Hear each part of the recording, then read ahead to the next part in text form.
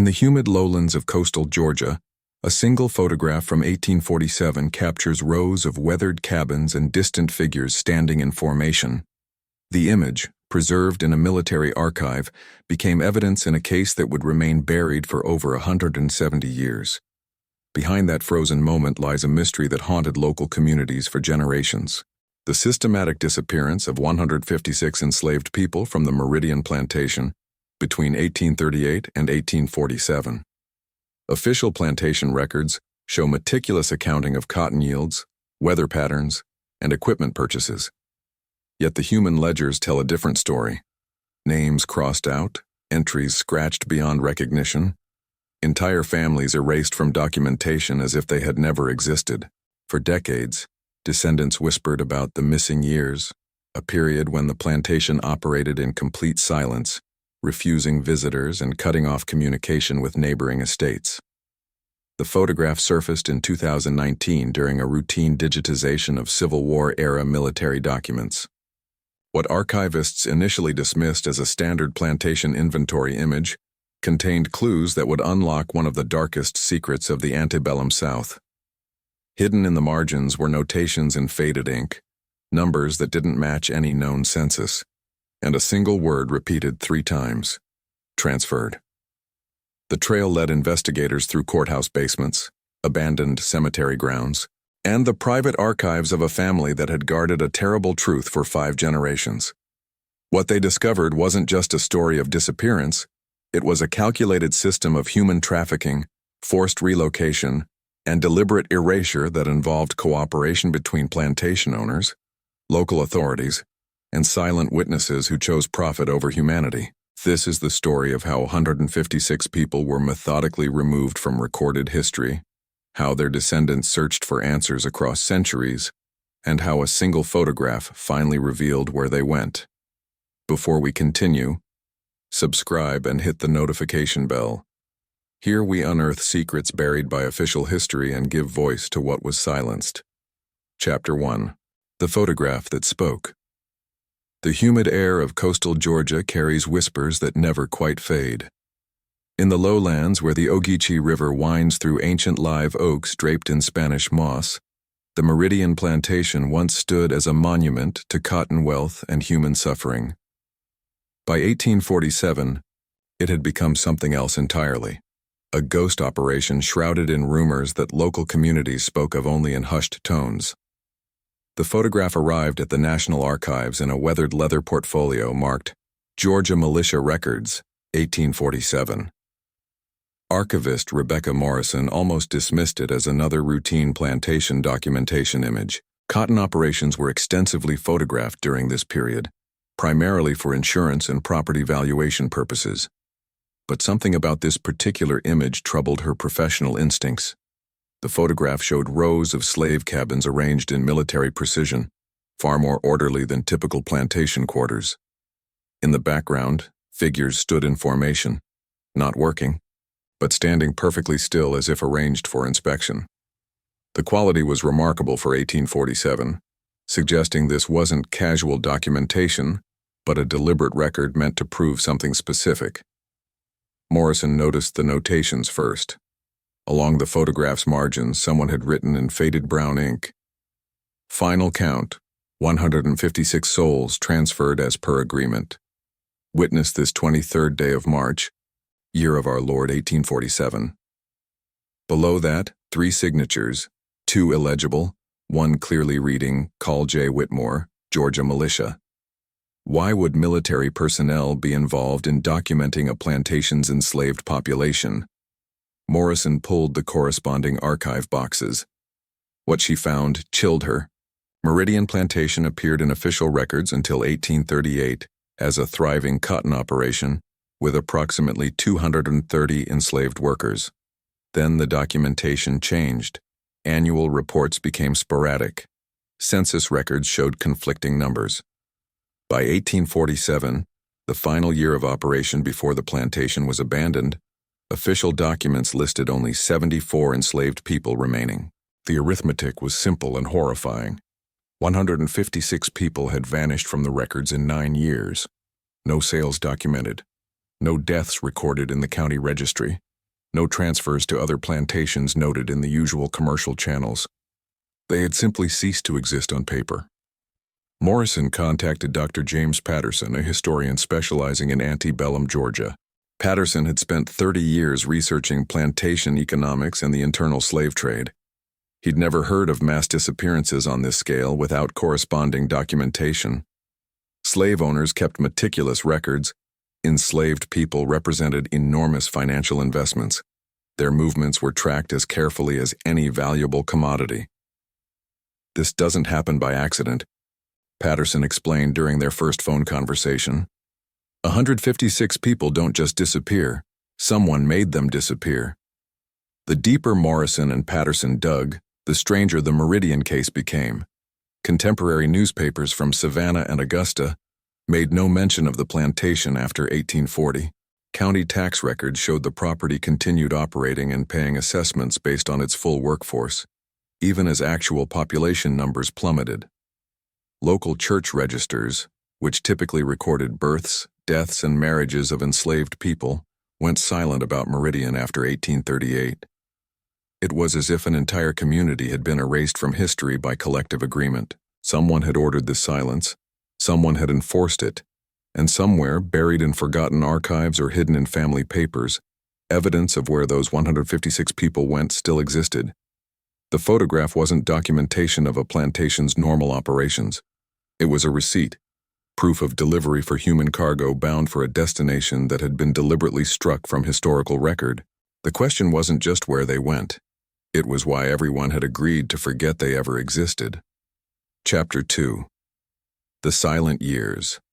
The Meridian Plantation occupied 400 acres of prime cotton land, 15 miles inland from Savannah.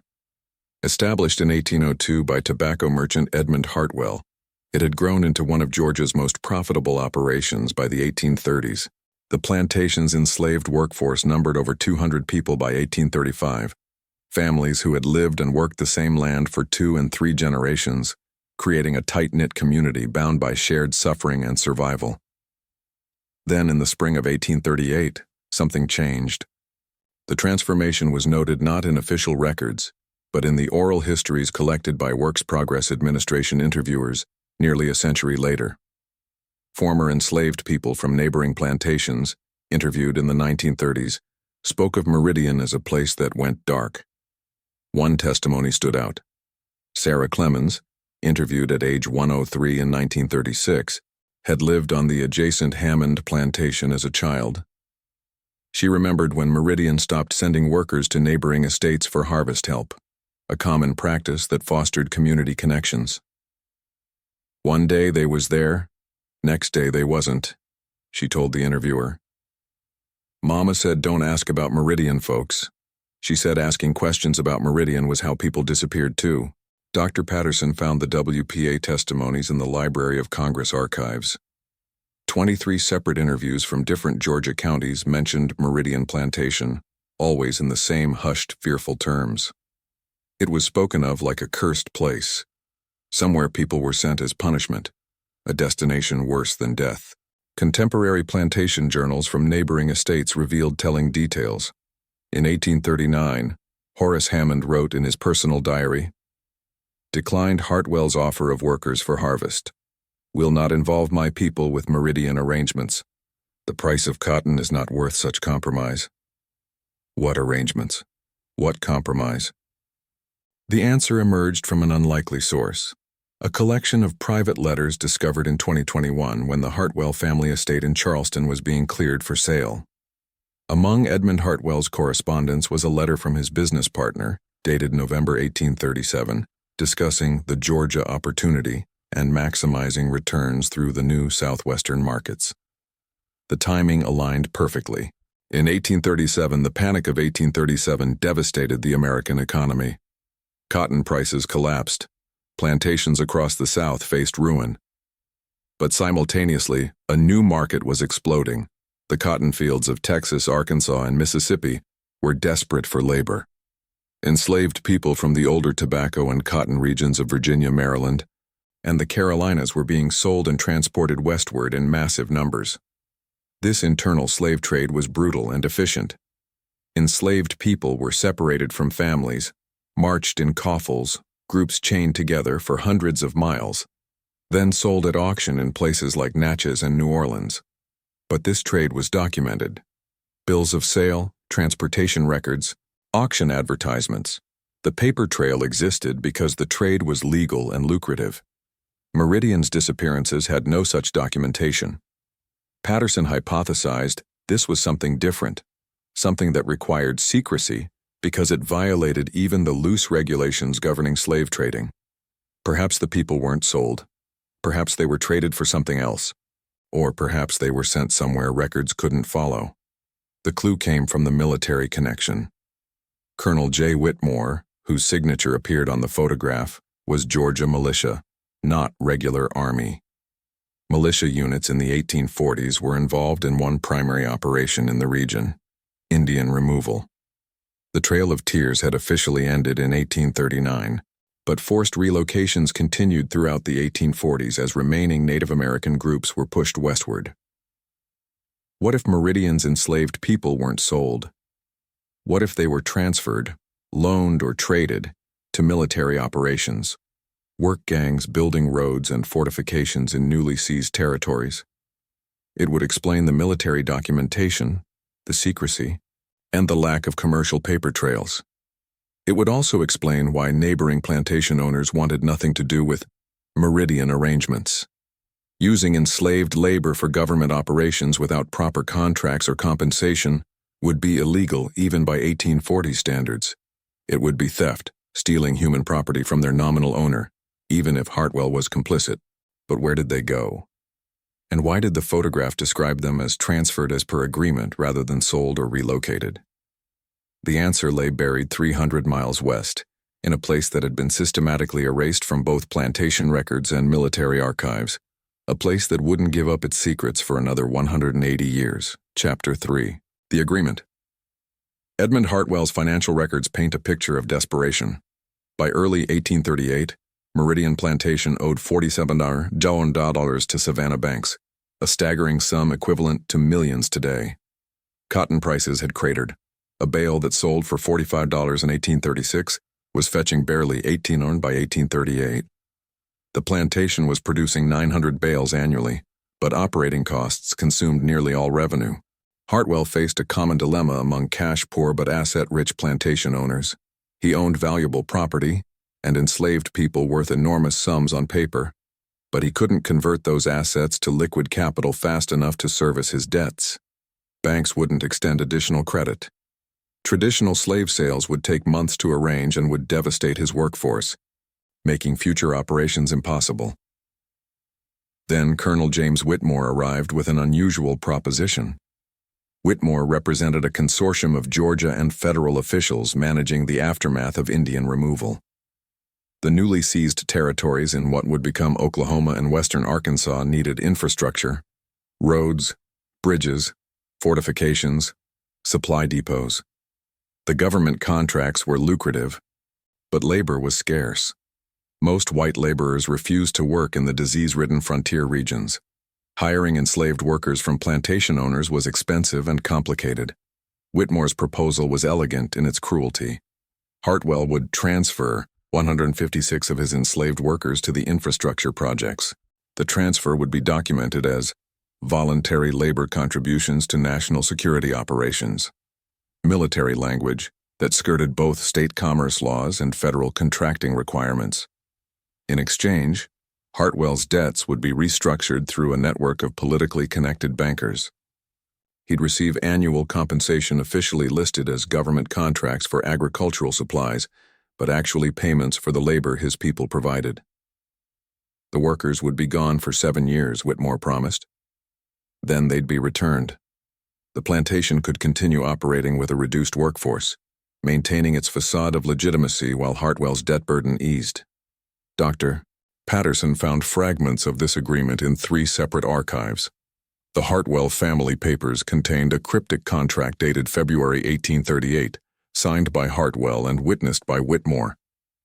It referenced labor provisions for national infrastructure development and listed 156 names, men, women, and some children as young as 12. The National Archives held corresponding documentation from the Army Corps of Engineers describing contract labor contingents arriving in Fort Smith, Arkansas in April 1838. The numbers matched perfectly. County records revealed the mechanism. In March 1838, Meridian Plantation filed an unusual document, a temporary workforce reduction agreement citing economic hardship and restructuring. It wasn't a sale. It wasn't a rental. It was a legal gray zone that allowed Hartwell to reduce his tax burden while maintaining ownership claims to people who were being worked to death 300 miles away. The WPA testimonies now made horrifying sense. Sarah Clemens remembered people from Meridian disappearing overnight. They weren't sold at auction. They were loaded onto wagons before dawn, transported to Savannah under military escort, then shipped by steamboat up the Savannah River, overland to the Tennessee River system, and finally down to Fort Smith. The whole operation was designed to avoid populated areas where questions might be asked. Now, I invite you to leave in the comments where you're watching from and the exact time you're hearing this story. I want to know how far these silenced accounts reach. The agreements included gag orders. Neighboring plantation owners who witnessed the transfers were warned that discussing them would implicate them in what amounted to illegal government contracting fraud. Local officials were compensated through various administrative fees. Church records went silent because ministers were threatened with prosecution if they recorded the disappearances.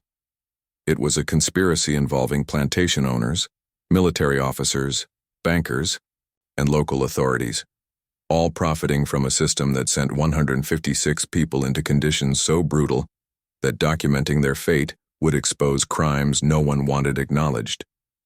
But where exactly did they go?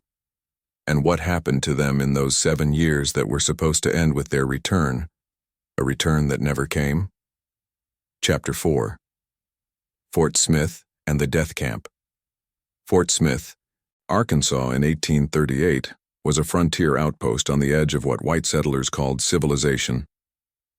Established in 1817 to maintain peace between Cherokee and Osage nations, by 1838 it had become a processing center for Indian removal operations and a hub for infrastructure development in seized territories.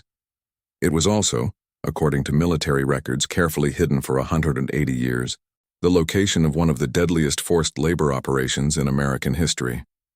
Dr. Patterson's breakthrough came from an unlikely source. A graduate student researching Arkansas military installations discovered a cache of sealed medical records in the fort's archives. Army surgeon Dr. Nathaniel Bryant had kept detailed logs of disease, injury, and death among contract labor populations from 1838 to 1845. The logs were never meant to be preserved. They contained information that would have triggered federal investigations had they become public. Bryant's entries for April 1838 note the arrival of 156 workers under Georgia military contract and describe their condition as fair to poor, showing signs of recent hard travel. Within 2 months, his tone shifted to alarm. The work regimen imposed by civilian contractors is producing casualties at an unsustainable rate. 3 deaths this week from heat exhaustion, 12 suffering from dysentery. The barracks are overcrowded and unsanitary. The infrastructure development the Meridian workers were transferred to perform was actually the construction of Military Road, a 120-mile route connecting Fort Smith to Fort Towson near the Texas border. The project was managed by civilian contractors with minimal Army oversight. Workers were pushed to complete 5 miles of road per month, an impossible pace requiring 14-hour days in temperatures exceeding 100 degrees, clearing forest, moving earth, and building bridges with minimal tools and no safety equipment. Bryant's logs document the systematic breakdown of human beings under impossible conditions. By August 1838, 15 of the Meridian workers had died. By December 1838, 23 were dead. The contractor's response wasn't to ease conditions, but to conceal deaths. Bodies were buried in unmarked graves along the road route. No death certificates were filed. Family members back at Meridian Plantation weren't notified. The logs reveal something even darker, a breeding program. Female workers from Meridian who survived were forced into relationships with male workers. producing children who were classified not as Hartwell's property, but as military contract labor assets. These children, born in Fort Smith between 1839 and 1843, had no official existence. They weren't registered with any plantation. They weren't counted in census records. They were ghosts. People who existed only in the buried medical logs of an army surgeon horrified by what he was documenting. "I have protested to Colonel Whitmore repeatedly," Bryant wrote in November 1840. "The mortality rate among the Georgia workers is approaching 40%. This is not labor. It is extermination disguised as infrastructure development. I fear history will judge us as murderers." By 1843, when Military Road was completed, 73 of the original 156 Meridian workers had died. The survivors were not returned to Georgia as promised. Instead, they were transferred again, this time to construction projects in Indian Territory, building structures for the Bureau of Indian Affairs. Some were sent to road construction in Texas. Others simply vanished from all records entirely. The photograph from 1847 took on new meaning. It wasn't documentation of departure. It was proof of a transaction already completed 9 years earlier. The final count, 156 souls transferred, wasn't counting living people but accounting for a total debt. The photograph memorialized not people but a number, a receipt for human cargo that had been systematically worked to death in service of westward expansion. Patterson discovered that the agreement between Hartwell and Whitmore included a clause absolving both parties of responsibility for casualties resulting from standard labor operations. It was a death warrant written in legal language. Hartwell knew he was sending people to die. Whitmore knew the survival rate. The bankers knew they were financing mass murder. Everyone knew, and everyone agreed to silence. The question now was, what happened to the survivors? And were there any descendants who still carried the memory of ancestors who disappeared into Fort Smith and never returned? Chapter 5. The Descendants' Search for 180 Years. The descendants of Meridian Plantation carried fragments of a story they couldn't piece together. Family oral history spoke of ancestors who were taken west and never heard from again. Names passed down through generations. Samuel, who could build anything. Ruth, who knew plant medicine. Moses, who played fiddle. Isaiah, who could read despite laws forbidding it. These names persisted in family memory, but their fates remained unknown. The search for truth accelerated in 2019 when Marcus Jefferson, a genealogist and descendant of Meridian Plantation's enslaved community, contacted Dr. Patterson after reading about the photograph discovery. Jefferson's great-great-great-grandfather, Isaiah Freeman, was listed among the 156 names on Whitmore's 1838 document.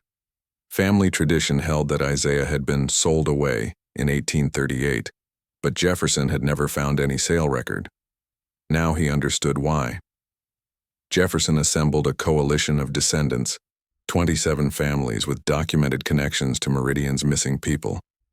Together, they launched a research effort that combined traditional genealogical methods with modern DNA analysis and historical investigation. What they uncovered was a diaspora of suffering that extended across 5 states and 7 generations. The first breakthrough came from church records in Fort Smith. A small freedmen's church established in 1866 kept burial records that referenced the workers who built the road. Between 1870 and 1890, several elderly African Americans in the Fort Smith area told church officials they were survivors of the Georgia road gang that had built Military Road. They described conditions that matched Bryant's medical logs almost exactly.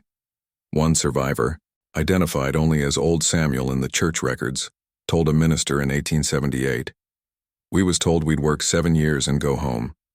They worked us like we wasn't human. Folks died every week that first year. After 3 years, nobody talked about going home anymore. We knew we was going to die there or become somebody else's problem." DNA analysis revealed even more. Jefferson's coalition partnered with Genetic Genealogy Services to test descendants and compare results with DNA databases. They found matches indicating that at least 37 people with ancestors from the Fort Smith area in the 1840s carried genetic markers linking them to families from coastal Georgia plantations. The DNA told a story documents had tried to erase. Most remarkably, they found living descendants who had no idea their ancestors came from Georgia. These families had origin stories placing their roots in Arkansas or Oklahoma Territory, assuming their ancestors were among the enslaved people who moved west with white settlers. Learning their ancestors had actually been forcibly transferred under a fraudulent military contract and worked to death on infrastructure projects transformed their understanding of family history. The Descendants Coalition filed Freedom of Information Act requests for all military records related to Fort Smith operations between 1838 and 1847. The Army initially claimed no responsive documents existed. After legal pressure and media attention, sealed records began to surface, including Bryant's medical logs, which had been deliberately misfiled in an archive section restricted to researchers for national security reasons. Why national security? Because the Fort Smith operation wasn't isolated. Bryant's logs referenced similar contract labor operations at 7 other military installations across the frontier. The total number of enslaved people transferred under these fraudulent agreements may have exceeded 1,000. Exposing the full scope would implicate founding families across multiple states and reveal systematic federal government complicity in what amounted to forced labor and mass death. If this story has gripped you, leave a like. It helps the memory of those 156 people reach more people. The descendants wanted more than historical acknowledgement. They wanted justice, formal recognition of what happened, official apologies from institutions that profited, and memorial markers at the sites where their ancestors died. They wanted the unmarked graves along Military Road identified and properly memorialized. They wanted the truth taught in schools. But most of all, they wanted the photograph explained. Why document the transaction? Why preserve evidence of a crime everyone agreed to hide? The answer lay in the final chapter of the conspiracy, and in the ultimate fate of Edmund Hartwell and Colonel James Whitmore. Chapter 6. The Reckoning That Never Came. Edmund Hartwell died in 1851 at age 63, a wealthy man whose financial troubles had mysteriously resolved. His obituary in the Savannah Morning News praised him as a pillar of the community, who had successfully navigated the economic challenges that ruined many of his contemporaries. It made no mention of Meridian Plantation, which had been sold in 1848 to a Baltimore investment group that quickly resold the land, erasing its troubling history. Colonel James Whitmore retired from the Georgia militia in 1849 and moved to New Orleans, where he became a cotton broker. He died in 1856, leaving a substantial estate to his children. His personal papers, discovered in a New Orleans archive in 2023, contained the final piece of the puzzle and revealed why the 1847 photograph existed at all. Whitmore had kept the photograph as insurance. By 1847, political pressure was building around irregularities in military infrastructure contracts. Federal auditors were questioning payments to civilian contractors that had no corresponding documentation. Army officers were being investigated for profiting from corrupt supply arrangements. Whitmore needed proof that his contracts with Hartwell were legitimate, that actual workers had been provided, that the labor force existed. The photograph was staged to create a false narrative. It showed workers at Meridian Plantation in 1847, suggesting they were still there, still under Hartwell's control. In reality, by 1847, most of the original 156 were dead. The people in the photograph were likely different workers. Meridian's remaining enslaved population arranged to suggest business as usual. The final count notation was deliberately ambiguous, designed to satisfy auditors while concealing the truth. Whitmore's papers reveal he feared exposure. A letter to Hartwell dated March 1847 warns, "Questions persist regarding the arrangements. Suggest we document final accounting for official purposes. The photograph will serve as evidence of completion per original contract terms." Another letter from 1848 is more urgent. "Burn all correspondence, investigations expanding. Our mutual interests require absolute discretion." Neither man faced consequences. The investigations that worried Whitmore never gained traction. Politically connected conspirators ensured auditors received acceptable documentation. The photograph, instead of exposing a crime, legitimized it. proof that satisfied bureaucrats looking for a reason not to dig deeper. The Descendants Coalition discovered that at least 17 people received financial benefits from the Fort Smith operation: military officers, contractors, bankers, local officials. All lived comfortably after the operation ended. All maintained respected positions in their communities. All took their secrets to graves marked with respectable tombstones and laudatory epitaphs. The 156 people from Meridian Plantation had no such markers. Those who died along Military Road were buried in unmarked graves that rain and time erased. Those who survived were scattered, their identities subsumed into new communities where they became Arkansas workers or Oklahoma settlers, their Georgia origins forgotten or deliberately obscured. In 2024, the Arkansas State Legislature passed a resolution acknowledging the Fort Smith forced labor operation and authorizing placement of memorial markers along the Military Road route. The Georgia Historical Society added information about Meridian Plantation to its slavery history documentation. These were small gestures, acknowledgments that came 186 years too late for the people who suffered. Marcus Jefferson stood at the Fort Smith Memorial dedication in March 2025 and spoke words that echoed across generations. My ancestor Isaiah Freeman left Meridian Plantation in 1838, believing he would return in 7 years. He never came home. None of them came home. But their story is home now. It's here, in these markers. It's here, in our memories. They are not forgotten. The photograph remains in the National Archives, no longer hidden but displayed as evidence of historical crimes. The faces in that image, arranged in military precision, frozen in a moment designed to deceive, now testify to a truth that powerful men tried to bury. They are witnesses to their own erasure and to the ultimate failure of that erasure. History has a way of surfacing, carried by descendants who refuse to forget, preserved in documents that outlive their creators' intentions, revealed by archivists who recognize truth when they see it. The 156 people who vanished from Meridian Plantation in 1838 are found now, not in the places they were sent to die, but in the memory of those who survived to tell their descendants, remember us, search for us, bring us home through truth. Subscribe to the channel to discover more forbidden and forgotten stories. Thank you for following the case of Meridian Plantation's 156. See you in the next video. Some graves are marked with stone. Others are marked only by the persistence of those who refuse to let the dead be forgotten twice.